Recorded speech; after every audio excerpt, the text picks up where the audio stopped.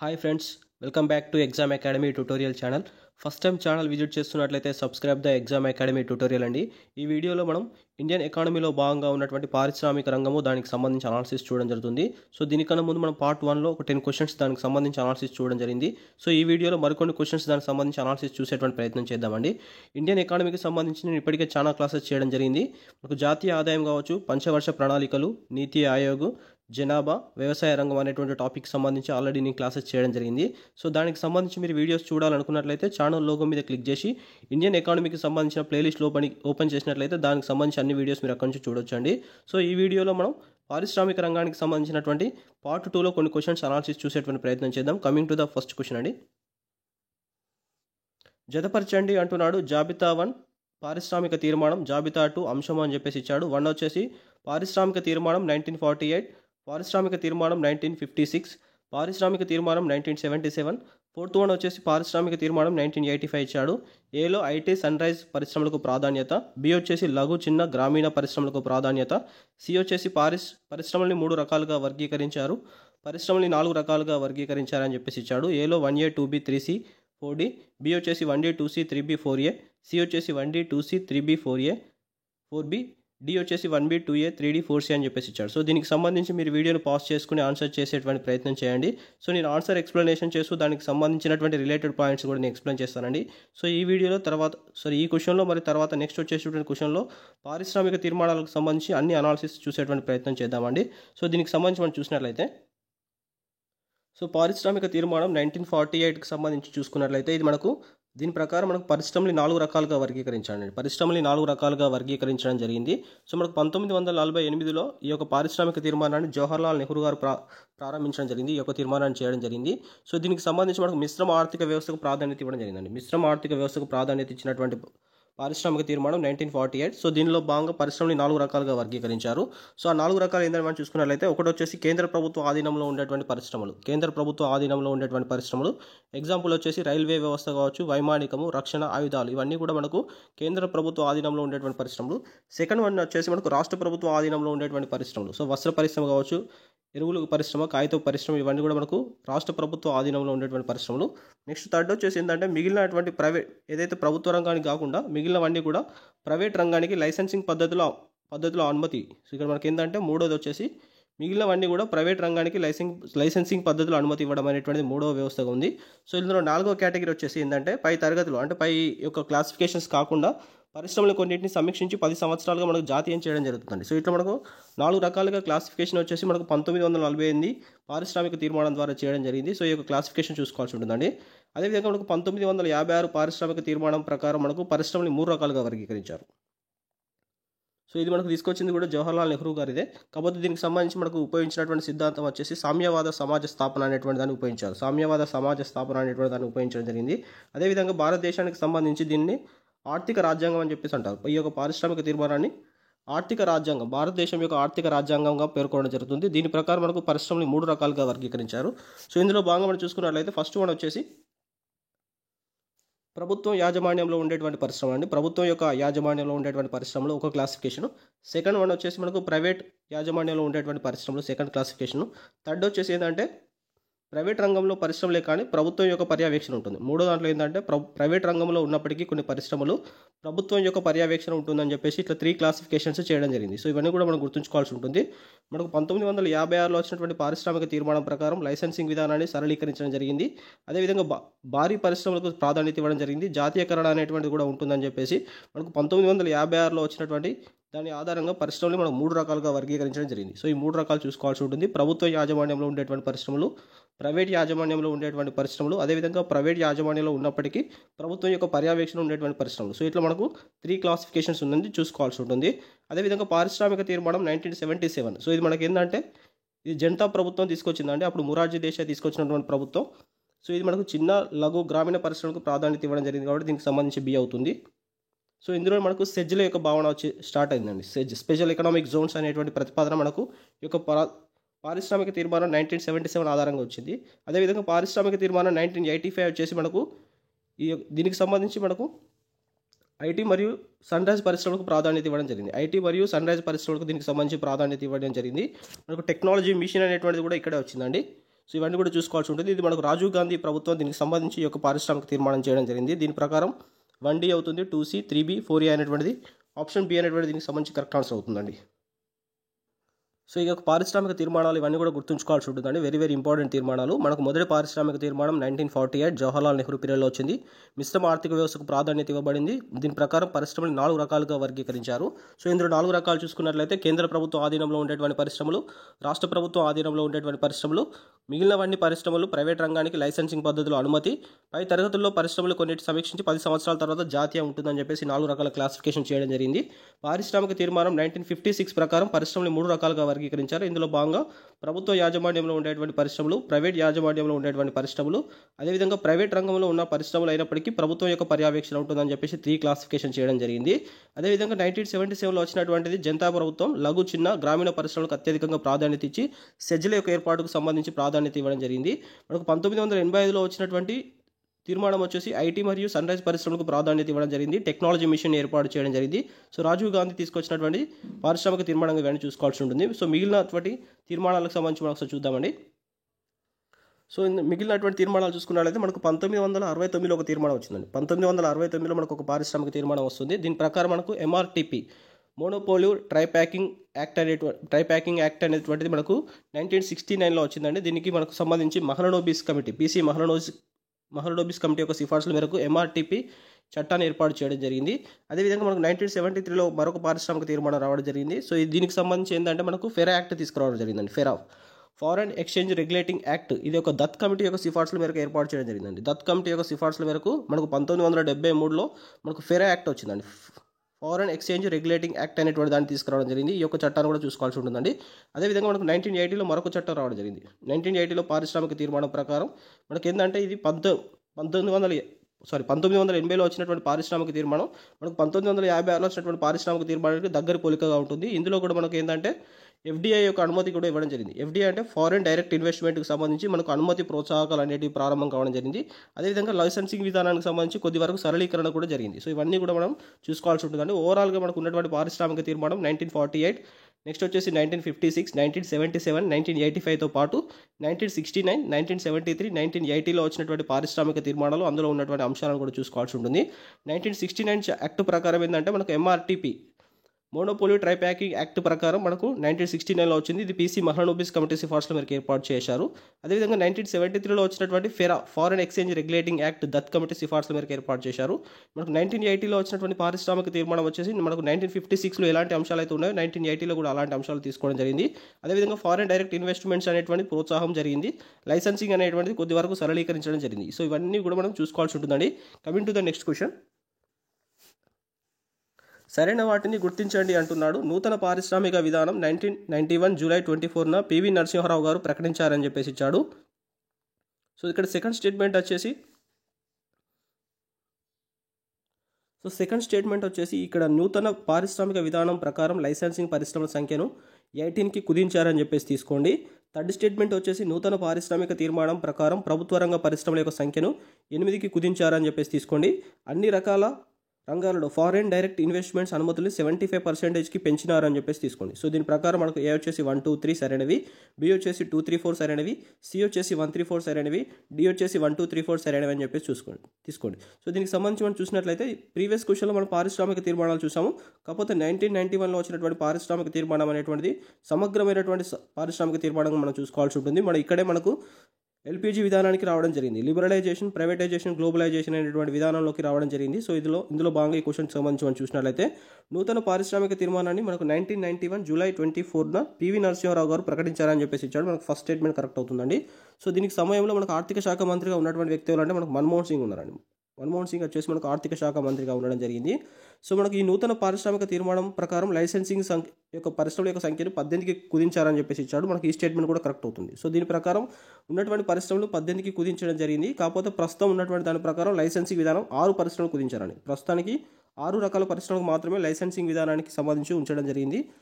మిగిలినటువంటి వాటికి లైసెన్సింగ్ అనేటువంటి విధానాన్ని ఉపసంహరించుకోవడం జరిగింది. సో అది కూడా చూసుకోండి. సో ఈ 6 ఏందని చూసుకున్నట్లయితే మనకు దేశ రక్షణకు సంబంధించినటువంటి పరిశ్రమలు కావచ్చు, అదేవిధంగా పారిశ్రామిక పేలుడు పదార్థాలకు సంబంధించిన పరిశ్రమలు కావచ్చు, నెక్స్ట్ వచ్చేసి మనకు ప్రమాదకరమైనటువంటి రసాయన పరిశ్రమలు కావచ్చు, అదేవిధంగా మనకు పొగాకు సంబంధించినటువంటి పరిశ్రమ, అదేవిధంగా 5వ వచ్చేసి మనకు ఆల్కహాల్కి సంబంధించిన పరిశ్రమ, నెక్స్ట్ వచ్చేసి హ్యూమన్ డ్రగ్స్. సో ఈ 6 రకాల పరిశ్రమలకు మాత్రమే లైసెన్సింగ్ విధానాన్ని ఉంచి మిగతా అన్ని రకాల పరిశ్రమలకి లైసెన్సింగ్ విధానాన్ని ఉపసంహరించుకోవడం జరిగింది. అదేవిధంగా నూతన పారిశ్రామిక తీర్మానం ప్రకారం ప్రభుత్వ రంగ పరిశ్రమలకు 8 కుదించాలని చెప్పేసి ఇచ్చాడు. గవర్నమెంట్కి సంబంధించిన పరిశ్రమలు 8 కుదించాలని చెప్పేసి ఇచ్చాడు. మనకు థర్డ్ స్టేట్మెంట్ కూడా కరెక్ట్ అవుతుందండి. కాకపోతే ప్రస్తుతానికి ప్రకారం వీటిని రెండింటికే ఉందండి. ప్రస్తుతం ప్రభుత్వ ఆధీనంలో ఉండేటువంటి పరిశ్రమ మాత్రం రెండింటికి ఉంది. ఒకటి వచ్చేసి మనకు రైల్వే వ్యవస్థ, సెకండ్ వచ్చేసి మనకు అణువిద్యుత్ మరియు అణుసంబంధిత అంశాలు. సో అణువిద్యుత్ మరియు అణుసంబంధిత అంశాలకు మాత్రమే లైసెన్సింగ్ ప్రభుత్వ ఆధీనంలో ఉంది. మిగతా అన్ని కూడా మనకు ప్రైవేట్ రంగానికి బదిలీ చేయడం జరిగింది. సో ఇవన్నీ కూడా చూసుకోవాల్సి ఉంటుంది. ప్రస్తుతం ప్రకారం 2 ఉంది. కాకపోతే ఆ చట్టం వచ్చినప్పుడు మాత్రం 8కు కుదించడం జరిగింది. అన్ని రంగాల్లో ఎఫ్డీఐ యొక్క అనుమతులు 75% పెంచినారని చెప్పేసి ఇచ్చాడు. ఇది మనకు 75% కాదండి, 100% పెంచినారు. సో అన్ని రంగాలకు సంబంధించినటువంటి పరిశ్రమల్లో ఫారెన్ డైరెక్ట్ ఇన్వెస్ట్మెంట్స్ 100%కి అనుమతి ఇవ్వడం జరిగింది. సో ఓవరాల్గా దీనికి సంబంధించి మనం చూసుకున్నట్లయితే స్టేట్మెంట్ 1, 2, 3 సరైనవి కాబట్టి ఆప్షన్ ఏ అనేటువంటి దీనికి సంబంధించి కరెక్ట్ ఆన్సర్ అవుతుంది. సో మనం చూసుకోవాల్సింది ఏంటంటే నూతన పారిశ్రామిక తీర్మాన చట్టం 1991 జూలై 24న పివి నరసింహరావు గారు ప్రకటించడం జరిగింది. అప్పుడు మనకు ఆర్థిక శాఖ మంత్రిగా మన్మోహన్ సింగ్ గారు ఉన్నారు.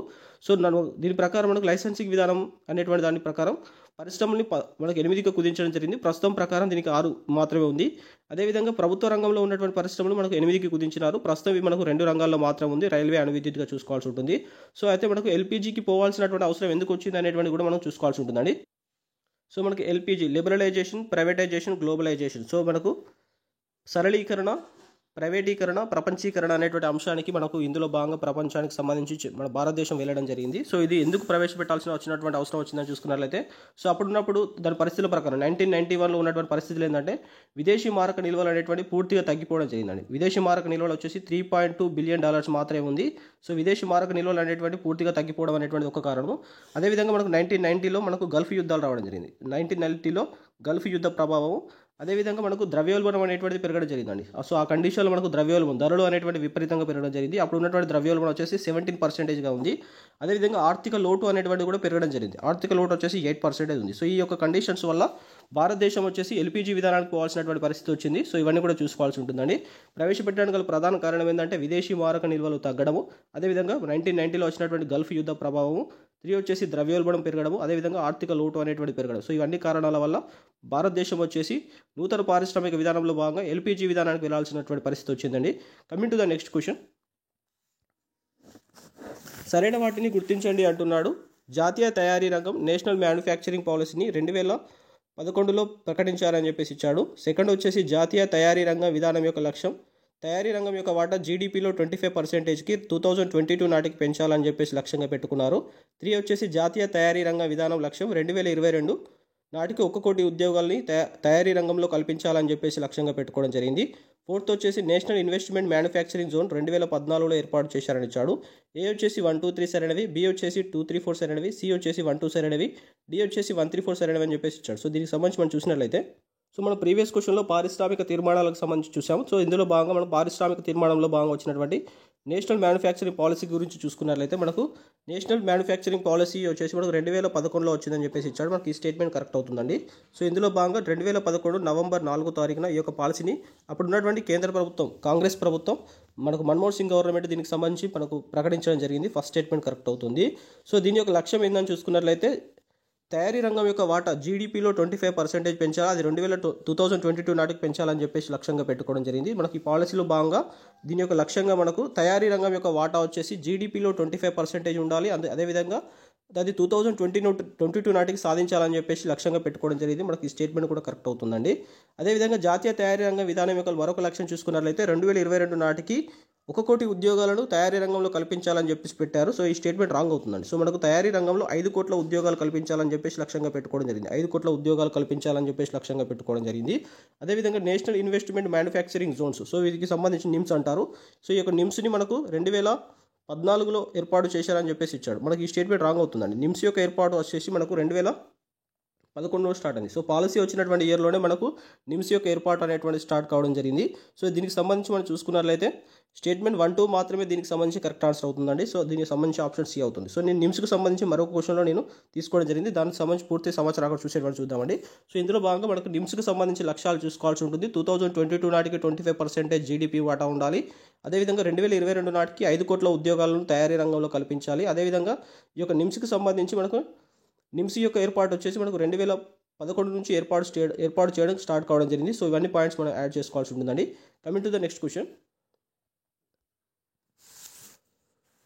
జతపరచండి అంటున్నాడు. ఎంఎస్ఎంఈ యాక్ట్ 2006 ప్రకారము పరిశ్రమ అని చెప్పేసి ఇచ్చాడు. ఉత్పత్తి రంగ వాటా ఇచ్చాడు.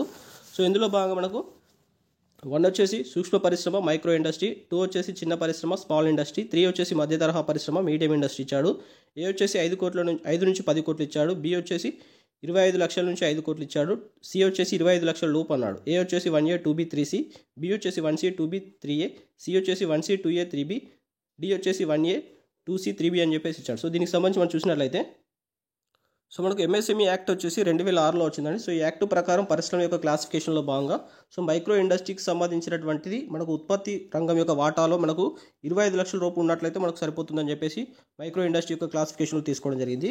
అదేవిధంగా చిన్న పరిశ్రమ స్మాల్ ఇండస్ట్రీస్కి సంబంధించి ఉత్పత్తి రంగం యొక్క వాటా వచ్చేసి మనకు 25 లక్షలుగా ఉండాలని చెప్పేసి తీసుకోవడం జరిగింది. అదేవిధంగా మీడియం ఇండస్ట్రీస్కి సంబంధించి దీనికి 5 నుంచి 10 కోట్ల వరకు దీనికి సంబంధించి ఉత్పత్తి రంగ వాటా ఉండాలని చెప్పేసి పెట్టుకోవడం జరిగింది. దీని ప్రకారం 1C అవుతుంది, 2B 3A అవుతుంది. కాబట్టి ఆప్షన్ బి అనేటువంటి దీనికి సంబంధించి కరెక్ట్ ఆన్సర్ అవుతుందండి. సో మనం అన్నీ చూసుకోవాల్సి ఉంటుంది. సో మనకు ఎంఎస్ఎంఈ యాక్ట్ ప్రకారం మనకు ఎంటర్ప్రైజెస్, సో ఎంటర్ప్రైజెస్ అంటే పెద్ద పరిశ్రమ. సో పెద్ద పరిశ్రమకు సంబంధించి 10 నుంచి 100 కోట్లు ఉండాలని చెప్పేసి లక్ష్యంగా పెట్టుకోవడం జరిగింది. 10 నుంచి 100 కోట్లు ఉండాలని చెప్పేసి లక్ష్యంగా పెట్టుకోవడం జరిగింది. సో 10 నుంచి 100 కోట్లు ఉండాలని చెప్పేసి ఉంటుంది. అదేవిధంగా మనకు మెగా పరిశ్రమ. సో మెగా పరిశ్రమ అంటే మనకు 100 నుంచి 200 కోట్లు. సో 100 నుంచి 200 కోట్లు అనేటువంటిది దీనికి సంబంధించి ఇంత రేంజ్ ఉన్నట్లయితే అది మనకు మెగా పరిశ్రమ అవుతుందని చెప్పేసి మనకు ఎంఎస్ఎంఈ యాక్ట్ 2006 ప్రకారం చెప్పడం జరిగింది. సో మనకు ఎంఎస్ఎంఈ యాక్ట్ ప్రకారం చూసుకున్నట్లయితే మైక్రో పరిశ్రమ వచ్చేసి 25 లక్షల లోపు, చిన్న పరిశ్రమ వచ్చేసి 25 లక్షల నుంచి 5 లక్షలు, సో 5 కోట్లు, మధ్య తరహా పరిశ్రమ వచ్చేసి మనకు 5 కోట్ల నుంచి 10 కోట్లు, అదేవిధంగా పెద్ద తరహా పరిశ్రమ వచ్చేసి 10 నుంచి 100 కోట్లు, మెగా పరిశ్రమ వచ్చేసి 100 నుంచి 200 కోట్లు. సో ఈ యొక్క రేంజెస్ మనం గుర్తుంచుకోవాల్సి ఉంటుంది. కాకపోతే 2006 కన్నా ముందు పరిశ్రమల యొక్క వర్గీకరణ ఎలా ఉందనేది మనం ఒకసారి చూద్దామండి. సో 2006 కన్నా ముందు మనకు పరిశ్రమ యొక్క క్లాసిఫికేషన్ చూసుకున్నట్లయితే మనకు స్టార్టింగ్లో మనకు కుటీర పరిశ్రమ అని ఉంటుందండి. కుటీర పరిశ్రమ అంటే కుటీరమే పరిశ్రమగా ఉంటుంది, ఇల్లే పరిశ్రమగా ఉంటుంది, శ్రామికుడే వ్యవస్థాపకుడుగా ఉంటాడు. సో ఇవందులో మనకి ఏంటంటే మనకు స్థానికంగా ముడి పదార్థాలను ఉపయోగించి ఈ యొక్క వస్తువులను ఉపయోగించేదే మనకు కుటీర పరిశ్రమ. ఇందులో మనకు విద్యుత్ శక్తి కానీ అదేవిధంగా ఇంధన శక్తి కానీ ఎలాంటిది వాడరు. సో ఇందులో గరిష్టంగా 9 మంది శ్రామికులు ఉంటారండి. మనకు ఇది కుటీర పరిశ్రమ బేసిక్గా చూసుకోవాల్సి ఉంటుంది. సెకండ్ వచ్చేసి మనకు గ్రామీణ పరిశ్రమ. సో గ్రామీణ పరిశ్రమ అంటే ఏంటంటే గ్రామాల్లో దీనికి సంబంధించి ఈ యొక్క పరిశ్రమను ఏర్పాటు చేయడం జరుగుతుంది. సో ఇందులో శ్రామికులు అనేటువంటి వారు 9 నుంచి 20 మంది శ్రామికులు ఉంటారు. ఇందులో విద్యుత్ శక్తి వాడతారు, అదేవిధంగా ఇంధన శక్తి కూడా వాడతారు. వ్యవసాయ ఆధారిత గ్రామాల్లో యొక్క పరిశ్రమలు ఏర్పాటు చేస్తారు. మనకు ఖాదీ విలేజ్ ఇండస్ట్రియల్ గ్రూప్ యొక్క పర్యవేక్షణలో భాగంగా ఈ యొక్క గ్రామీణ పరిశ్రమలు ఉంటాయి. నెక్స్ట్ వచ్చేసి మనకు లఘు పరిశ్రమ. సో లఘు పరిశ్రమ యొక్క రేంజ్ చూసుకున్నట్లయితే ఈ లఘు పరిశ్రమ యొక్క భావన మనకు 1978 పారిశ్రామిక తీర్మానంలో భాగంగా వచ్చింది. మనకి ఇక్కడ నుంచే పెట్టుబడి అనేటువంటిది స్టార్ట్ అవుతుందండి. సో స్టార్టింగ్లో దీనికి లఘు పరిశ్రమకు సంబంధించినటువంటి పెట్టుబడి వచ్చేసి మనకు 2 లక్షల నుంచి 25 లక్షల వరకు ఉంది. 2 లక్షల నుంచి 25 లక్షల వరకు ఉంటే అది లఘు పరిశ్రమగా క్లాసిఫికేషన్ చేయడం జరిగింది. నెక్స్ట్ వచ్చేసి మనకు చిన్న తరహా పరిశ్రమ. సో చిన్న తరహా పరిశ్రమ వచ్చేసి సో ఇందులో మనకు 1 కోటి వరకు రేంజ్ ఉన్నట్లయితే దానికి చిన్న పరిశ్రమగా పేర్కోవడం జరిగింది. అదేవిధంగా మనకు మధ్య తరహా పరిశ్రమ. సో మధ్య తరహా పరిశ్రమ చూసుకున్నట్లయితే 5 కోట్ల రేంజ్ వరకు ఉన్నట్లయితే దానికి సంబంధించి మనకు మధ్య తరహా పరిశ్రమగా తీసుకోవడం జరిగింది. మన 6th వన్ వచ్చేసి పెద్ద తరహా పరిశ్రమ. ఈ యొక్క పెద్ద తరహా పరిశ్రమలో మాక్సిమం 50 కోట్ల వరకు పెట్టుబడి ఉన్నట్లయితే దాన్ని పెద్ద తరహా పరిశ్రమగా పేర్కొనడం జరిగింది. సో ఇదంతా కూడా మనకు 2006 కన్నా ముందు ఉన్నటువంటి పరిశ్రమల యొక్క క్లాసిఫికేషన్గా చూసుకోవాల్సి ఉంటుంది. సో 2006 కన్నా ముందు పరిశ్రమని మనకు కుటీర పరిశ్రమ, గ్రామీణ పరిశ్రమ, లఘు పరిశ్రమ, చిన్న తరహా పరిశ్రమ, మధ్య తరహా పరిశ్రమ, పెద్ద తరహా పరిశ్రమ అని చెప్పేసి ఒక 6 క్లాసిఫికేషన్స్ ఉంది. ఇవన్నీ కూడా మనం చూసుకోవాల్సి ఉంటుందండి. ముఖ్యంగా మనం ఎంఎస్ఎంఈకి బాగా ప్రియారిటీ ఇవ్వాల్సి ఉంటుందండి. క్వశ్చన్స్ వచ్చేసి మనకు ఎంఎస్ఎంఈకి సంబంధించి క్వశ్చన్స్ ఎక్కువ వస్తున్నాయి కాబట్టి దానికి ప్రియారిటీ ఇస్తూ చూసుకోవాల్సి ఉంటుందండి. సో మనం 2006 కన్నా ముందు ఎలా ఉంది, 2006 తర్వాత ఎలా ఉంది, మళ్ళీ 2020లో కూడా దీని యొక్క మార్పులు చేయడం జరిగింది. మనం దాన్ని కూడా మనం చూసేటువంటి ప్రయత్నం చేద్దామండి. సో దీనికి సంబంధించి మనం కరెక్ట్ ఆన్సర్ చూసుకున్నట్లయితే మనకు ఆప్షన్ బి అనేటువంటి కరెక్ట్ ఆన్సర్ అవుతుందండి. 1C 2B 3A కాబట్టి ఆప్షన్ బి అనేటువంటి దీనికి సంబంధించి కరెక్ట్ ఆన్సర్ అవుతుందండి. Coming to the next question. జతపరచండి అంటున్నాడు. 2020 జూన్ తర్వాత పెట్టుబడి అని చెప్పేసి ఇచ్చాడు. సూక్ష్మ పరిశ్రమ, 2 వచ్చేసి చిన్న పరిశ్రమ, 3 వచ్చేసి మనకు మధ్య తరహా పరిశ్రమ అని చెప్పేసి ఇచ్చాడు. 1 కోటి లోపు అని చెప్పేసి ఇచ్చాడు. బి వచ్చేసి 1 నుంచి 10 కోట్లు అన్నాడు. సి వచ్చేసి 10 నుంచి 50 కోట్లు అని చెప్పేసి ఇచ్చాడు. ఏలో 1A 2B 3C, బి వచ్చేసి 1C 2B 3A, సి వచ్చేసి 1C 2A 3B, డి వచ్చేసి 1A 2C 3B అని చెప్పేసి ఇచ్చాడు. సో దీనికి సంబంధించి మనం చూసినట్లయితే సో సూక్ష్మ పరిశ్రమ దీన్ని మనం మైక్రో పరిశ్రమ అని చెప్పేసి అంట. దీని యొక్క రేంజ్ వచ్చేసి మనకు 2020 జూన్ తర్వాత. సో 2020 జూన్ తర్వాత మనకు పెట్టుబడి వచ్చేసి సూక్ష్మ పరిశ్రమకి 1 కోటి పెంచడం జరిగింది. సో మనకు అంతకుముందు 25 లక్షల లోపు ఉండేయండి. సో 25 లక్షల లోపు నుంచి మనకు 1 కోటి లోపు చేయడం జరిగింది. చిన్న పరిశ్రమ స్మాల్ పరిశ్రమకు చూసుకున్నట్లయితే మనకు 1 నుంచి 10 కోట్లకు సంబంధించి దీని యొక్క పెట్టుబడి పెంచడం జరిగింది. సో దానికి పాత డాటా అయితే మాత్రం 25 లక్షల నుంచి 25 లక్షల నుంచి 5 కోట్ల వరకు ఉండేదండి. 25 లక్షల నుంచి 5 కోట్ల వరకు ఉండేది. మధ్య తరహా పరిశ్రమ చూసుకున్నట్లయితే 10 నుంచి 50 కోట్లకు చేయడం జరిగింది. మనకు పాత డాటా వచ్చేసి మనకు 5 నుంచి 10 కోట్లు ఉందండి. 5 నుంచి 10 కోట్లు ఉన్నట్లయితే అది మధ్య తరహా పరిశ్రమ ఉండే. మనకు 2020 జూన్ తర్వాత 10 నుంచి 50 కోట్లు చేయడం జరిగింది. దీని ప్రకారం 1A 2B 3C కాబట్టి ఆప్షన్ ఏ అనేటువంటి దీనికి సంబంధించి కరెక్ట్ ఆన్సర్ అవుతుందండి. సో మనం ఇక్కడ చూసుకోవాల్సింది ఏంటంటే 2006 కన్నా ముందు పరిశ్రమల యొక్క క్లాసిఫికేషన్ ఎలా ఉంది, 2006 MSME యాక్ట్ ప్రకారం క్లాసిఫికేషన్ ఎలా ఉంది, 2006 తర్వాత అనగా 2020 జూన్ తర్వాత దాని యొక్క క్లాసిఫికేషన్ ఎలా ఉంది అనేటువంటిది దాని యొక్క వేరియేషన్స్ 3 టేబుల్స్ పక్కన పెట్టుకొని దానికి సంబంధించి వేరియేషన్ చూస్తూ చేసుకోవాల్సి ఉంటుందండి. Coming to the next question. సరైన వాటిని గుర్తించండి అంటున్నాడు. MSME అన్ని రంగాల సేవలను సింగిల్ విండో పరిష్కార పోర్టల్ వచ్చేసి ఛాంపియన్ అని ఇచ్చాడు. MSME రిజిస్ట్రేషన్ కోసం ఉదయ్ పోర్టల్ అని చెప్పేసి ఇచ్చాడు. MSME రంగానికి చెల్లించాల్సిన బకాయిలను పర్యవేక్షించడానికి సమాధాన్ పోర్టల్ అని చెప్పేసి ఇచ్చాడు. ఏ వచ్చేసి 1 2 సరైనవి, B వచ్చేసి 2 3 సరైనవి, C వచ్చేసి 1 3 సరైనవి, D వచ్చేసి 1 2 3 సరైనవి అని చెప్పేసి ఇచ్చాడు. సో దీనికి సంబంధించి మనం చూసినట్లయితే సో ఈ MSMEకి సంబంధించినటువంటి పోర్టల్స్ మీద క్వశ్చన్స్ చాలాసార్లు వస్తున్నాయండి. సో దీనికి సంబంధించి మనం చూసుకున్నట్లయితే MSMEకి సంబంధించినటువంటి అన్ని రకాల సేవలను సింగిల్ విండోలో మనకు పరిష్కారం చేసుకోవడం కోసం వచ్చినటువంటి పోర్టల్ మనకు ఛాంపియన్ పోర్టల్ అండి. సో ఇది మనకు ఫస్ట్ స్టేట్మెంట్ కరెక్ట్ అవుతుందండి. సో ఇది మనకు ప్రీవియస్లో గ్రూప్ 4లో అడిగినటువంటి క్వశ్చన్. అదేవిధంగా MSME రిజిస్ట్రేషన్ కోసం వచ్చేసి మనకు ఉపయోగించేటువంటి పోర్టల్ వచ్చేసి మనకు ఉదయ్ పోర్టల్ అండి. సో ఈ స్టేట్మెంట్ కూడా కరెక్ట్ అవుతుంది. అదేవిధంగా MSME రంగానికి చెల్లించినటువంటి అన్ని బకాయిలను పర్యవేక్షణ కోసం మనకు సమాధాన్ పోర్టల్ అని చెప్పేసి ఉంది. సో ఇది కూడా మనకు కరెక్ట్ అవుతుంది. సో ఇచ్చినటువంటి 3 స్టేట్మెంట్ కూడా కరెక్ట్ కాబట్టి ఆప్షన్ డి అనేటువంటి కరెక్ట్ ఆన్సర్ అవుతుందండి. సో మనకి రిజిస్ట్రేషన్ సంబంధించి అన్ని రకాల సేవలను సింగిల్ విండో అంటే ఒకే విధానం ద్వారా మనకు దీనికి సంబంధించి సేవలు పొందడం కోసం మనకు ఛాంపియన్ అనేటువంటి పోర్టల్ని మనకు MSME మంత్రిత్వ శాఖ వారు ఏర్పాటు చేయడం జరిగింది. అదేవిధంగా మనకు MSMEలో కంపెనీ రిజిస్ట్రేషన్ కోసం మనకు ఉదయ్ పోర్టల్ అనేటువంటి దాన్ని కూడా ఏర్పాటు చేశారు. సో MSMEకి సంబంధించినటువంటి తీసుకున్నటువంటి బకాయిలను తిరిగి చెల్లించాల్సినటువంటి పర్యవేక్షణ కోసం మనకు వచ్చినటువంటి పోర్టల్ వచ్చేసి సమాధాన్ పోర్టల్. సో ఈ యొక్క 3 పోర్టల్స్ మనం చూసుకోవాల్సి ఉంటుంది. అదేవిధంగా మనకు MSME మినిస్ట్రీ వచ్చేసి మనకు 2007లో ఏర్పడిందండి. MSMEకి సంబంధించి మైక్రో స్మాల్ మీడియం ఎంటర్ప్రైజెస్కి సంబంధించినటువంటి మంత్రిత్వ శాఖ మనకు 2007లో ఏర్పాటు చేయడం జరిగింది. సో ఇవన్నీ కూడా మనం చూసుకోవాల్సి ఉంటుందండి. సో దీని ప్రకారం మన కరెక్ట్ ఆన్సర్ వచ్చేసి ఆప్షన్ డి అవుతుంది. అయితే ఇటీవల మనకు 2022లో ఈ యొక్క మైక్రో పరిశ్రమ MSMEకి సంబంధించి కొన్ని సంబంధించినటువంటి పాలసీస్ కూడా రావడం జరిగింది. మనకు RAMP. సో RAMP అంటే ఏంటంటే raising and accelerating MSME performance అండి. So raising accelerating MSME performance ఇది మనకు 2002లో రావడం జరిగింది. మనకు ఈ యొక్క MSME యొక్క పర్ఫార్మెన్స్ని ఇంప్రూవ్ చేయడం కోసం మనకి ఈ యొక్క పాలసీ అనేటువంటి రావడం జరిగింది. 2022లో నరేంద్ర మోడీ గారు దీనికి సంబంధించి ప్రకటించడం జరిగింది. దాంతో పాటుగా మనకు CBFTE capability building first time MSME enterprises అని చెప్పేసి ఉంటుందండి. మనకు CBFTE అని ఉంటుంది, capability building of first time MSME exporters. So మన MSMEకి సంబంధించినటువంటి ఎగుమతులను ప్రోత్సహించడం కోసం CBFTE అనేటువంటి స్కీమ్ కూడా మనకు 2022లో నరేంద్ర మోడీ గారు ప్రకటించడం జరిగింది. సో ఈ యొక్క పోర్టల్స్తో పాటు వీటిని కూడా మనం చూసుకోవాల్సి ఉంటుందండి. RAMP అంటే rising and accelerating MSME performance. అదేవిధంగా CBFTE అంటే capability building of first time MSME exporters అని చెప్పేసి ఉంటుంది. సో ఈ రెండు కూడా మనం చూసుకోవాల్సి ఉంటుంది. Coming to the next question అండి. సరైన వాటిని గుర్తించండి అంటున్నాడు. SEZ special economic zone policy 2000 సంవత్సరంలో వచ్చిందని చెప్పేసి ఇచ్చాడు. స్పెషల్ ఎకనామిక్ జోన్ యాక్ట్ వచ్చేసి 2005లో వచ్చిందని చెప్పేసి ఇచ్చాడు.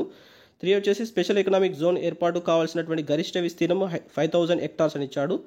4 వచ్చేసి అత్యధికంగా స్పెషల్ ఎకనామిక్ జోన్స్ ఉత్తర భారతదేశంలో కలువు అని చెప్పేసి ఇచ్చాడు. ఏలో 1 2 3 సరైనవి, B వచ్చేసి 2 3 4 సరైనవి, C వచ్చేసి 1 3 4 సరైనవి, D వచ్చేసి 1 2 3 4 సరైనవి అని చెప్పేసి ఇచ్చాడు. సో దీనికి సంబంధించి మనం చూసినట్లయితే సో మనకు స్పెషల్ ఎకనామిక్ జోన్ పాలసీ వచ్చేసి మనకు 2000 ఇయర్లో రావడం జరిగింది. మనకి ఈ స్టేట్మెంట్ కరెక్ట్ అవుతుందండి. సో దీనికన్నా ముందు మనకి ఏంటంటే EPZ ఉండే ఎక్స్పోర్ట్ ప్రాసెసింగ్ జోన్ అని చెప్పేసి మనకు ఎక్స్పోర్ట్ ప్రాసెసింగ్ జోన్ వచ్చేసి మనకు 1965లో ఏర్పాటు చేయడం జరిగింది. సో ఇందులో భాగంగా మనకు 4 ఎక్స్పోర్ట్ ప్రాసెసింగ్ జోన్స్ ఉండేయండి. ఎప్పుడైతే మనకి పాలసీ వచ్చిందో మనకి ఎక్స్పోర్ట్ ప్రాసెసింగ్ జోన్స్ ఈ 4 కాస్త మనకు స్పెషల్ ఎకనామిక్ జోన్స్గా కన్వర్ట్ చేయడం జరిగింది. దీని యొక్క పాలసీ వచ్చేసి 2000 సంవత్సరంలో రావడం జరిగిందండి. సో మనకు స్పెషల్ ఎకనామిక్ జోన్ యాక్ట్ వచ్చేసి మాత్రం మనకు 2005లో వచ్చిందని చెప్పేసి ఇచ్చాడు. మనకి ఈ స్టేట్మెంట్ కూడా కరెక్ట్ అవుతుంది. సో దీని యొక్క అమలు మాత్రం ఆ చట్టం వచ్చింది 2005లో. సో దీని యొక్క అమలు స్టార్ట్ అయింది మాత్రం 2006 నుంచి అమలు అనేటువంటి స్టార్ట్ కావడం జరిగింది. స్పెషల్ ఎకనామిక్ జోన్ కావడానికి ఏర్పాటు చేయడానికి కావాల్సినటువంటి గరిష్ట విస్తీర్ణం వచ్చేసి 5000 హెక్టార్స్ అని ఇచ్చాడు. మనకి ఈ స్టేట్మెంట్ కరెక్ట్ అవుతుందండి. సో స్పెషల్ ఎకనామిక్ జోన్ ఏర్పాటు చేయాలంటే ఒక ప్లేస్లో మనకు 5000 హెక్టార్ల విస్తీర్ణం అనేటువంటి అవసరం అవుతుంది. కనీసం అయితే మాత్రం 10 నుంచి 100 హెక్టార్లు అండి. సో 10 నుంచి 1000 హెక్టార్లు కనీసంగా మినిమం కావాల్సింది మాత్రం 10 నుంచి 1000 హెక్టార్లు ఉంటే సరిపోతుంది. సో మనకు 10 హెక్టార్ల నుంచి 1000 హెక్టార్ల మధ్య మినిమం ఉన్నా కానీ దానికి సంబంధించి మనం స్పెషల్ ఎకనామిక్ జోన్ ఏర్పాటు చేయొచ్చు. కాకపోతే మ్యాక్సిమం వచ్చేసి 5000 హెక్టార్స్ ఏరియా అనేటువంటి అవసరం అవుతుంది. అత్యధికంగా స్పెషల్ ఎకనామిక్ జోన్స్ ఉత్తర భారతదేశంలో కలవని చెప్పేసి ఇచ్చాడు. మనకి ఈ స్టేట్మెంట్ రాంగ్ అవుతుంది. సో మనకు అత్యధికంగా స్పెషల్ ఎకనామిక్ జోన్స్ వచ్చేసి మనకు సౌత్ ఇండియాలో ఉన్నాయండి. ముఖ్యంగా 64% of special economic zones 64% of special economic zones వచ్చేసి మనకు సౌత్ ఇండియాలో ఉంది. ముఖ్యంగా ఆంధ్రప్రదేశ్, తమిళనాడు, కర్ణాటక, తెలంగాణ, మహారాష్ట్ర అనేటువంటి రాష్ట్రాలలో మనకు ముఖ్యంగా 64% స్పెషల్ ఎకనామిక్ జోన్స్ ఉన్నాయి. తెలంగాణకు సంబంధించి చూసుకున్నట్లయితే మనకి ఇప్పటివరకు స్పెషల్ ఎకనామిక్ జోన్స్ వచ్చేసి మనకు 67 నోటిఫై చేయడం జరిగింది. సో ఓవరాల్గా మనకు 6 వచ్చేసి ప్రాసెసింగ్లో ఉన్నాయండి, 1 వచ్చేసి డీనోటిఫై చేయడం జరిగింది. సో ఇవన్నీ కూడా మనం చూసుకోవాల్సి ఉంటుందండి. సెజ్ యాక్ట్ వచ్చేసి మనకు 2005, దాని ఇంప్లిమెంటేషన్ వచ్చేసి 2006. సో సెజ్ ఏర్పాటు చేయడానికి కావాల్సినటువంటి కనీస విస్తీర్ణం వచ్చేసి 10 నుంచి 1000 హెక్టార్లు, గరిష్ట విస్తీర్ణం వచ్చేసి 5000 హెక్టార్లు. అత్యధికంగా సెజ్లు వచ్చేసి మనకు సౌత్ ఇండియాలో గలవు. 64% ఆఫ్ సెజ్జెస్ వచ్చి మనకు ఆంధ్రప్రదేశ్, తమిళనాడు, కర్ణాటక, తెలంగాణ, మహారాష్ట్రలో ఉన్నాయి. తెలంగాణకు వచ్చేసి మనకు 67 వచ్చేసి నోటిఫైడ్ చేయబడ్డాయి, 6 వచ్చేసి ప్రాసెసింగ్లో ఉన్నాయి, 1 వచ్చేసి డీనోటిఫైడ్ చేయడం జరిగింది. సో ఇవన్నీ కూడా మనం సెజ్ కింద చూసుకోవాల్సి ఉంటుంది. Coming to the next question అండి. సరైన వాటిని గుర్తించండి అంటున్నాడు. NIMZ national investment manufacturing zone policy 2011 సంవత్సరంలో వచ్చిందని చెప్పేసి ఇచ్చాడు. నేషనల్ ఇన్వెస్ట్మెంట్ మ్యానుఫ్యాక్చరింగ్ జోన్ ఏర్పాటుకు కావాల్సిన కనీస విస్తీర్ణం 5000 హెక్టార్స్ అని ఇచ్చాడు. 2024 జనవరి నాటికి దేశంలో నిమ్స్ వచ్చేసి 16 కలవని చెప్పేసి ఇచ్చాడు. 2024 జనవరి నాటికి తెలంగాణలో నిమ్స్ 3 కలవని చెప్పేసి ఇచ్చాడు. ఏలో 1, 2, 3 సరైనవి, బి వచ్చేసి 2, 3, 4 సరైనవి, సి వచ్చేసి 1, 3, 4 సరైనవి, డి వచ్చేసి 1, 2, 3, 4 సరైనవి అని చెప్పేసి ఇచ్చాడు. సో దీనికి సంబంధించి మనం చూసినట్లయితే సో మన ప్రీవియస్ క్వశ్చన్లో స్పెషల్ ఎకనామిక్ జోన్కి సంబంధించి చూసాం. ఇందులో మనం నిమ్స్కి సంబంధించి చూసేటువంటి ప్రయత్నం చేద్దామండి. సో నిమ్స్ యొక్క పాలసీ వచ్చేసి మనకు 2011లో వచ్చిందని చెప్పేసి ఇచ్చాడు. మనకి ఫస్ట్ స్టేట్మెంట్ కరెక్ట్ అవుతుంది. నిమ్స్ యొక్క ఏర్పాటు కావాల్సినటువంటి మినిమం ఏరియా వచ్చేసి మనకు 5000 హెక్టార్స్ అన్నాడు. మనకి ఈ స్టేట్మెంట్ కూడా కరెక్ట్ అవుతుందండి. సో మనకు ప్రీవియస్ దానిలో సెజ్కి కావాల్సినటువంటి మ్యాక్సిమం ఏరియా వచ్చేసి మనకు 5000, కాకపోతే నిమ్స్కి కావాల్సినటువంటి కనీస విస్తీర్ణమే మనకు 5000 హెక్టార్స్ అనేటువంటి కావాల్సి ఉంటుంది. అదేవిధంగా మ్యాక్సిమం సంబంధించినటువంటి ఏరియా అనేటువంటి దీనికి సంబంధించి నోటిఫై అనేటువంటి చేయలేదు అండి. అదేవిధంగా 2024 జనవరి నాటికి నిమ్స్ అనేటువంటి దేశంలో 16 కలవని చెప్పేసి ఇచ్చాడు. మనకి ఈ స్టేట్మెంట్ కరెక్ట్ అవుతుంది. దేశంలో మొత్తం 2024 జనవరి నాటికి 16 నిమ్స్ ఉన్నాయి. సో 2024 జనవరి నాటికి తెలంగాణకు సంబంధించి నిమ్స్ 3 కలవని చెప్పేసి ఇచ్చాడు. మనకి ఈ స్టేట్మెంట్ రాంగ్ అవుతుంది. తెలంగాణలో ప్రస్తుతం 2 ఉన్నాయండి. ఒకటి వచ్చేసి జహీరాబాద్లో ఉంది, 2 వచ్చేసి మనకు హైదరాబాద్ ఫార్మా సిటీ. సో ఇవి మనం చూసుకోవాల్సి ఉంటుంది. ఇచ్చినటువంటి దాంట్లో 1, 2, 3 సరైనవి కాబట్టి ఆప్షన్ ఏ అనేటువంటి దీనికి సంబంధించి కరెక్ట్ ఆన్సర్ అవుతుందండి. సో నిమ్స్ పాలసీ వచ్చేసి 2011లో వచ్చింది. దీనికి కావాల్సినటువంటి కనీస ఏరియా వచ్చేసి మనకు 5000, కావాల్సినటువంటి మ్యాక్సిమం ఏరియా వచ్చేసి మనకు దీనికి నిర్ణయించబడలేదండి. కాకపోతే దేశంలో ప్రస్తుతానికి మనకు 16 కలవు. మనకు తెలంగాణలో వచ్చేసి 2 ఉన్నాయి. ఒకటి వచ్చేసి మనకు జహీరాబాద్, సెకండ్ వచ్చేసి మనకు హైదరాబాద్ ఫార్మా సిటీ రీసెంట్గా ఏర్పాటు చేయడం జరిగింది. సో ఇవన్నీ కూడా చూసుకోవాల్సి ఉంటుందండి. Coming to the next question అండి. జతపరచండి అంటున్నాడు. జాబితా 1 ఇండస్ట్రియల్ కారిడార్, జాబితా 2 వచ్చేసి అది అందులో ఏ రాష్ట్రాలు ఇన్వాల్వ్మెంట్ అయ్యాయని చెప్పేసి ఇచ్చాడు. మనకు ఢిల్లీ, ముంబై ఇండస్ట్రియల్ కారిడార్, 2 వచ్చేసి ముంబై బెంగళూరు ఇండస్ట్రియల్ కారిడార్, 3 వచ్చేసి బెంగళూరు చెన్నై ఇండస్ట్రియల్ కారిడార్, 4 వచ్చేసి అమృత్సర్ కోల్కతా ఇండస్ట్రియల్ కారిడార్ అని చెప్పేసి ఇచ్చాడండి. సో 4th వన్లో మనకు అమృత్సర్ కోల్కతా ఇండస్ట్రియల్ కారిడార్ అని చెప్పేసి తీసుకోండి. సో ఏ వచ్చేసి ఉత్తరప్రదేశ్, హర్యానా, రాజస్థాన్, గుజరాత్, మహారాష్ట్ర, మధ్యప్రదేశ్ అని ఇచ్చాడు. బి వచ్చేసి మహారాష్ట్ర, కర్ణాటక అని ఇచ్చాడు. సి వచ్చేసి మనకు కర్ణాటక, ఆంధ్రప్రదేశ్, తమిళనాడు వరకు తీసుకోండి. డి వచ్చేసి మనకు పంజాబ్, హర్యానా, ఉత్తరాఖండ్, ఉత్తరప్రదేశ్, బీహార్, జార్ఖండ్, వెస్ట్ బెంగాల్ అని ఇచ్చాడు. ఏలో 1A, 2B, 3C, 4D, B వచ్చేసి 1D, 2C, 3B, 4A, C వచ్చేసి 1B, 2A, 3D, 4C, D వచ్చేసి 1A, 2B, 3D, 4C అని చెప్పేసి ఇచ్చాడు. సో దీనికి సంబంధించి మనం చూసినట్లయితే సో భారతదేశంలో ఈ యొక్క పారిశ్రామిక కారిడార్స్కి సంబంధించి మనకు ఇటీవల ఈ యొక్క అంశం అనేది చూసుకోవాల్సి ఉంటుంది. మనకు భారతదేశానికి సంబంధించి ప్రస్తుతం 5 ఇండస్ట్రియల్ కారిడార్స్ అనేటువంటి వర్కింగ్ అనేటువంటిది పూర్తి కావడం జరిగింది. మిగిలిన ఒక 6 ఇండస్ట్రియల్ కారిడార్స్ అభివృద్ధి చేయాల్సి ఉందండి. సో వీటికి సంబంధించి మనం చూసుకోవాల్సి ఉంటుంది. ఢిల్లీ ముంబై ఇండస్ట్రియల్ కారిడార్కి సంబంధించి మనకు ఇందులో ఉన్నటువంటి రాష్ట్రాలు ఏందని చూసుకున్నట్లయితే మనకు ఉత్తరప్రదేశ్, హర్యానా, రాజస్థాన్, గుజరాత్, మహారాష్ట్ర, మధ్యప్రదేశ్ ఈ యొక్క రాష్ట్రాలకు సంబంధించి ఈ యొక్క ఇండస్ట్రియల్ కారిడార్ని అభివృద్ధి చేయబోతున్నారు. సో ఇది మనకు జపాన్ సహకారంతో చేయబోతున్నారండి. సో జపాన్ సహకారంతో చేయబోతున్నారు. సో ఇందులో భాగంగా మనకు ఒక 10 ప్రాజెక్టులను అభివృద్ధి చేయబోతున్నారు. సో ఇవన్నీ కూడా చూసుకోవాల్సి ఉంటుంది.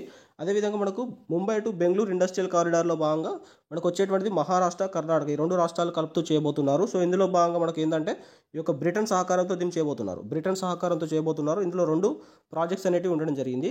అదేవిధంగా మనకు బెంగళూరు చెన్నై ఇండస్ట్రియల్ కారిడార్లో భాగంగా మనకు కర్ణాటక, ఆంధ్రప్రదేశ్, తమిళనాడు అనేటువంటిది తీసుకోవడం జరుగుతుంది. సో దీనికి సంబంధించి మనకు ఇందులో భాగంగా మనకు జపాన్ సహకారంతో చేయడం జరుగుతుందండి. సో ఇది కూడా మనకు జపాన్ సహకారంతో చేయడం జరుగుతుంది. ఇందులో వచ్చినటువంటి ప్రాజెక్ట్స్ ఒక 3 ఉంటాయి. అదేవిధంగా మనకు కోల్కతా, అమృత్సర్. సో ఇక్కడ మనకు కోల్కతా, అమృత్సర్ ఇండస్ట్రియల్ కారిడార్ చూసుకున్నట్లయితే ఇందులో భాగంగా మనకు పంజాబ్ ఉంటుంది, హర్యానా, ఉత్తరాఖండ్, ఉత్తరప్రదేశ్, బీహార్, జార్ఖండ్, వెస్ట్ బెంగాల్. సో ఇవన్నీ రాష్ట్రాలు ఇందులో భాగంగా ఉంటాయి. సో దీనికి సంబంధించి మనకు చూసుకున్నట్లయితే 1A అవుతుంది, 2B, 3C, 4D కాబట్టి ఆప్షన్ ఏ అనేటువంటి దీనికి సంబంధించి కరెక్ట్ ఆన్సర్ అవుతుందండి.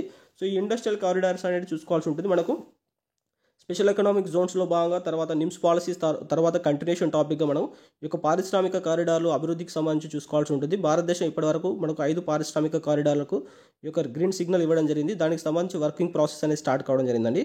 సో మనకు ఢిల్లీ ముంబై ఇండస్ట్రియల్ కారిడార్ కావచ్చు, Mumbai Bengaluru industrial corridor, Bengaluru Chennai industrial corridor, అదేవిధంగా మనకు Amritsar Kolkata industrial corridor. So అందులో భాగంగా ఏ దేశాలతో సహకారంతో చేయబోతున్నా ఇవన్నీ కూడా చూసుకోవాల్సి ఉంటుంది. సో దీని యొక్క ముఖ్య లక్ష్యం ఏంది అసలు మనకు ఈ యొక్క ఇండస్ట్రియల్ కారిడార్స్ ఏర్పాటు వల్ల ముఖ్య లక్ష్యం ఏంటంటే మ్యానుఫ్యాక్చరింగ్ జోన్ ఉంటుంది కదా, మ్యానుఫ్యాక్చరింగ్ సెక్టార్కు సంబంధించినటువంటి గ్రోత్ రేట్ వచ్చేసి మనకు 12 to 14% పెంచాలని చెప్పేసి లక్ష్యంగా పెట్టుకోవడం జరిగిందండి. అంటే తయారీ రంగం యొక్క వాటా వచ్చేసి 12 నుంచి 14% పెంచాలి. అదేవిధంగా 2022 నాటికి తయారీ రంగంలో వాటా 10 కోట్ల ఉద్యోగాలు కల్పించాలి. తయారీ రంగంలో వాటాలో మనకు 10 కోట్ల ఉద్యోగాలు కల్పించాలని చెప్పేసి ఈ కారిడార్ల యొక్క ఏర్పాట్లు లక్ష్యంగా పెట్టుకోవడం జరిగింది. అదేవిధంగా మనకు తయారీ రంగం యొక్క వాటా జీడీపీలో 25% ఉండాలి. జీడీపీలో 25% ఉండాలి మనకు 2025 నాటికి అని చెప్పేసి లక్ష్యంగా పెట్టుకోవడం జరిగింది. ఇవన్నీ కూడా మనకు ఈ యొక్క పారిశ్రామిక కారిడార్ల ఏర్పాటులో భాగంగా లక్ష్యంగా పెట్టుకోవడం జరిగిందండి.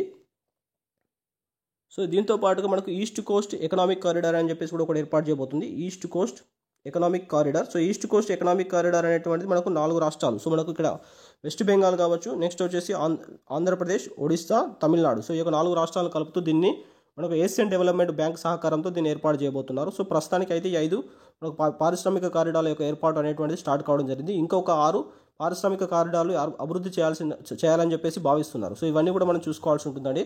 Coming to the next question. సరైన వాటిని గుర్తించండి అంటున్నాడు. స్టార్టప్ ఇండియా పథకాన్ని 2006 జనవరి 16న ప్రారంభించారని చెప్పేసి ఇచ్చాడు. $1 బిలియన్ టర్నోవర్ దాటినటువంటి స్టార్టప్స్ని యూనికార్న్ కంపెనీలుగా గుర్తిస్తారని చెప్పేసి ఇచ్చాడు. యూనికార్న్ అని చెప్పేసి తీసుకోండి. 3 వచ్చేసి యూనికార్న్ కంపెనీలు అత్యధికంగా ఉన్న దేశంలో వరుసగా అమెరికా, ఇండియా, చైనా అని చెప్పేసి ఇచ్చాడు. ఏలో 1, 2 సరైనవి, బి వచ్చేసి 2, 3 సరైనవి, సి వచ్చేసి 1, 3 సరైనవి, డి వచ్చేసి 1, 2, 3 సరైనవి అని చెప్పేసి ఇచ్చాడు. సో దీనికి సంబంధించి మనం చూసినట్లయితే సో స్టార్టప్ ఇండియా పథకం వచ్చేసి మనకు 2016 జనవరి 16న ఈ యొక్క స్కీమ్ రావడం జరిగింది. మనకి స్టేట్మెంట్ అనేటువంటిది కరెక్ట్ అవుతుంది. $1 బిలియన్ దాటినటువంటి టర్నోవర్ దాటినటువంటి స్టార్టప్స్ని మనం యూనికార్న్ అని చెప్పేసి తీసుకోండి. యూనికార్న్ స్టార్టప్స్గా పిలుస్తారని చెప్పేసి ఇస్తాడు. మనకి ఈ స్టేట్మెంట్ కరెక్ట్ అవుతుంది. సో యూనికార్న్ కంపెనీలు అత్యధికంగా ఉన్నటువంటి దేశాలు వరుసగా వచ్చేసి మనకు ఫస్ట్ అమెరికా ఉంటుంది, సెకండ్ వచ్చేసి చైనా ఉంటుందండి, తర్వాత థర్డ్ ప్లేస్లో ఇండియా ఉంటుంది. సో ఓవరాల్గా వరుసగా అన్నప్పుడు మనకి ఈ స్టేట్మెంట్ రాంగ్ అయిపోతుంది. సో ప్రస్తుతానికి దేశంలో ప్రపంచం మొత్తం మీద 1312 స్టార్టప్స్ అనేటివి ఉన్నట్లయితే సో అందులో అమెరికాకు సంబంధించినటువంటి స్టార్టప్స్ వచ్చేసి మనకు 625 స్టార్టప్స్ ఉండడం జరిగింది. సో మనకు చైనాలో ఉన్నటువంటి స్టార్టప్స్ వచ్చేసి 312 ఉన్నాయండి. సో ఇండియాకి సంబంధించి మనకు 68 స్టార్టప్స్ ఉన్నాయి. సో ఇక్కడ స్టార్టప్ అంటే ఏంటంటే సో ఒక పరిశ్రమ అనేటువంటిది రిజిస్ట్రేషన్ అయిన తర్వాత 10 సంవత్సరాల వరకు మనుగడలో ఉండాలి. అదేవిధంగా వార్షిక టర్నోవర్ వచ్చేసి మనకు 100 కోట్లు ఉండాలండి. వార్షిక టర్నోవర్ వచ్చేసి 100 కోట్లు ఉండాలి. సో మినిమం తర్వాత వాణిజ్య మంత్రిత్వ శాఖ కింద రిజిస్టర్ అయి ఉండాలండి. మనకు వాణిజ్య మంత్రిత్వ శాఖ కింద కంపెనీ అనేటువంటి రిజిస్ట్రేషన్ అయి ఉండాలి. అదేవిధంగా న్యూ ఇన్నోవేషన్ టెక్నాలజీని ఉపయోగిస్తూ ఉండాలి. సో మనకు మరొకసారి చెప్తాను చూడండి. స్టార్టప్ అంటే ఏంటంటే రిజిస్టర్ అయిన తర్వాత 10 years వరకు మనుగడలో ఉండాలి. వార్షిక టర్నోవర్ వచ్చేసి మనకు 100 కోట్లు ఉండాలి. అదేవిధంగా మనకు కేంద్ర వాణిజ్య మంత్రిత్వ శాఖ కింద రిజిస్టర్ అయి ఉండాలి. న్యూ ఇన్నోవేషన్స్ ఉపయోగిస్తూ కంపెనీ అనేటువంటిది ఉండాలని చెప్పేసి ఉంటుంది. సో ఇట్లా మనం చూసుకున్నట్లయితే అట్లా ప్రపంచంలో మనకు ఉన్నటువంటి మొత్తం వాటిలో 1312 ఉంటే అమెరికాలో వచ్చేసి 625 ఉంది, చైనాలో వచ్చేసి మనకు 312 ఉందండి, మనకు ఇండియాలో వచ్చేసి మనకు 65 ఉండడం జరిగింది. సో ఇది మనకు Hurun global league unicorn index ప్రకారం మనకి ఈ యొక్క డాటా ఉందండి. సో అదేవిధంగా భారతదేశానికి సంబంధించి మనకు యూనికార్న్ కంపెనీస్లో భాగంగా అత్యధికంగా వాటా కలిగి ఉన్నటువంటి కంపెనీస్ మనం చూసుకున్నట్లయితే సో భారతదేశంలో యూనికార్న్కి సంబంధించి అత్యధికంగా వాటా ఉన్నటువంటి దాంట్లో మనకు ఫస్ట్ వచ్చేసి బైజూస్ ఉందండి. బైజూస్ ఫస్ట్ ప్లేస్లో ఉంది. సెకండ్ వచ్చేసి మనకు స్విగ్గీ ఉంది. థర్డ్ వచ్చేసి డ్రీమ్11 ఉంది. సో ఈ యొక్క వరుస క్రమంలో చూసుకున్నట్లయితే బైజూస్, స్విగ్గీ, డ్రీమ్11 అనేటువంటిది ఇండియాకు సంబంధించినటువంటి యూనికార్న్ కంపెనీస్లో అత్యధిక వాటా కలిగి ఉన్నటువంటి యూనికార్న్ కంపెనీస్గా చూసుకోవాల్సి ఉంటుంది. సో స్టార్టప్ స్కీమ్ కావచ్చు, దానికి సంబంధించిన యూఎస్ మనకు టర్నోవర్స్, మనకు స్టార్టప్ సంబంధించిన యూనికార్న్ కంపెనీస్ అంటే ఏంటి, దానిలో భాగంగా అత్యధికంగా యూనికార్న్ ఉన్నటువంటి కంపెనీలు మనకు అమెరికా, చైనా, ఇండియా ఇవి చూసుకోవాల్సి ఉంటుంది. సో మనకి ఇండియాకి సంబంధించి అత్యధికంగా వాటా ఉన్నటువంటిది బైజూస్, స్విగ్గీ, డ్రీమ్11. సో ఈ యొక్క ఆర్డర్ కూడా చూసుకోవాల్సి ఉంటుందండి. సో ఈ వీడియోలో ఒక 10 క్వశ్చన్స్ దానికి సంబంధించి అనాలిసిస్ చూడడం జరిగింది. ఫస్ట్ టైం ఛానల్ విజిట్ చేస్తున్నట్లయితే subscribe the exam academy tutorial channel. Thank you all అండి.